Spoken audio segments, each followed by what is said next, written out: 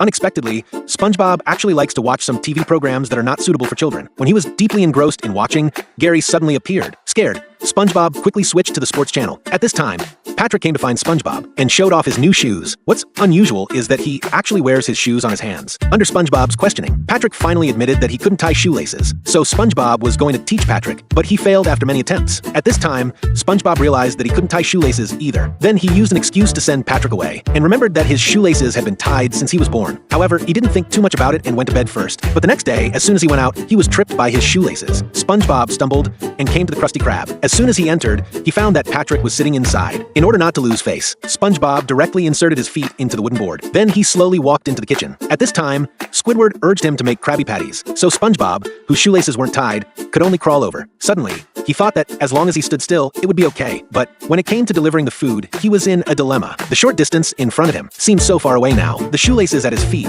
were also winding around him like snakes. Suddenly, SpongeBob came up with an idea. He asked Squidward to come and get it himself, but Squidward said that it wasn't his job responsibility. If he didn't do it, he would be fired. After hearing this, SpongeBob could only take small steps forward continuously. After walking for a while, he found that he was still far away. Squidward said that he couldn't reach the Krabby Patty. SpongeBob had to prepare to walk over, but he was tripped by the shoelaces, and the Krabby Patty flew into Squidward's mouth as SpongeBob kept falling. Soon Squidward was stuffed full of Krabby Patties. The customers who didn't get their meals were all about to leave the Krusty Krab. Mr. Krabs, who was in the toilet, heard the news and immediately rushed out and asked everyone not to leave. At this time, Mr. Krabs quickly asked Squidward what had happened, and Squidward said that it was all SpongeBob's fault. So, Mr. Krabs angrily asked SpongeBob to come out. But SpongeBob, who was afraid of falling, took a long time to get out of the door. Then, under Mr. Krabs' continuous questioning, SpongeBob finally admitted that he couldn't tie shoelaces. He asked Mr. Krabs to teach him how to tie shoelaces, but Mr. Krabs said that he didn't wear shoes. Then SpongeBob asked everyone around how to tie shoelaces, but it seemed that the marine creatures didn't like wearing shoes. Just when he was at a loss, the flying devil appears. He showed SpongeBob all kinds of dazzling ways of tying knots. SpongeBob thought